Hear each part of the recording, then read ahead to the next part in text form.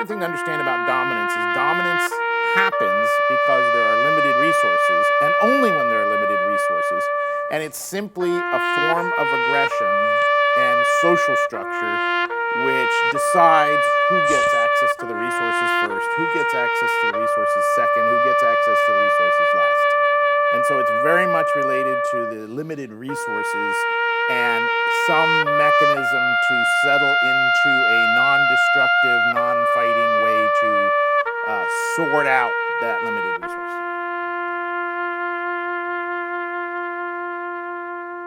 It applies to domesticated dogs because virtually all species of animals have to have some way to manage the limited resources. So the first thing to remember is that dominance is only going to happen when there are limited resources. So in domestic dogs and our pets, there are very rarely any limited resources. They have plenty of food, they have plenty of attention, they have plenty of the resources that they need. So there's no need for any dominance. So we don't see dominance.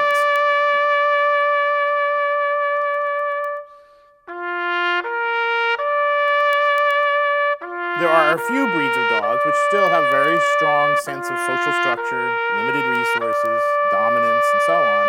And in very rare occasions, some members of those breeds may actually get into a dominant situation over limited, what they perceive as limited resources with humans.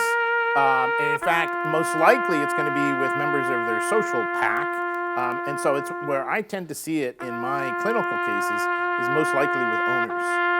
But this behavior is very rare, very, very, very unusual. So I can't say it doesn't happen, that dogs try to dominate a human, particularly an owner, but it certainly is a very rare kind of behavior.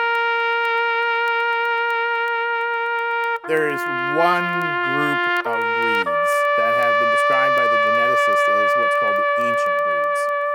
And those members, the breeds that are part of that group, basically are indistinguishable from wolves in their genetics. And so they tend to be very wolf-like. They tend to be more aggressive. They tend to be better, very, very powerful hunters. They tend to have a much stronger dominance hierarchy and therefore dominance issues. So when we see dominance issues, which are very rare as behavior issues in dogs, but when we do see dominance issues, either between two dogs or between a dog and an owner, it tends to be in one of those ancient breeds. Understanding need to exert dominance and social structure over limited resources is only found in a few breeds of dogs. Many breeds of dogs, that behavior has been bred out of them completely. Dominance tends to be, social structure tends to be not very important to any of the terriers, which is where the pit bulls and a lot of the bully breeds are. Another group, very clearly defined genetic group are the mastiffs, where some of those breeds are located. And again, it's very rare or virtually unknown to have dominance behavior issues with those groups. It's pretty much reserved to these ancient breeds and a couple of other breeds. Hovering over him, interfering, alpha rolling them over on their back and so on is never a good idea. They're not expressing dominance towards the human, they're expressing dominance towards another dog most often. Any kind of an action taken by the human is going to be completely misinterpreted by the dog. It's going to be interpreted as an attack. Hey, I'm over here dealing with this other dog and some limited resource of some kind, and all of a sudden you attack me. And so that's never a good thing for the relationship between humans and dogs. The hovering over, the alpha rolling are not dominant signals. They're not part of dominance aggression. Wolves don't do them. Wild dogs do not do them. So again, it's the wrong individual expressing dominance, trying to control the situation, and then that wrong individual is doing it the wrong way.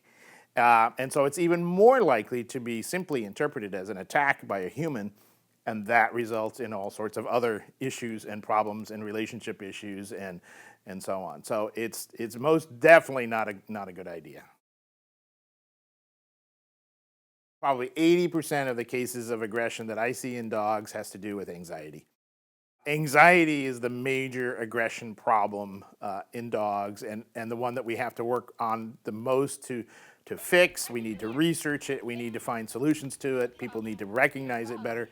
Anxiety is the driver, the cause of almost all aggression in dogs. I wish every dog owner had a better understanding of anxiety, was able to see and understand anxiety in their dog. The biggest issue we see is anxiety, and what they need to do is they need to understand when their dog is anxious and to deal with that appropriately.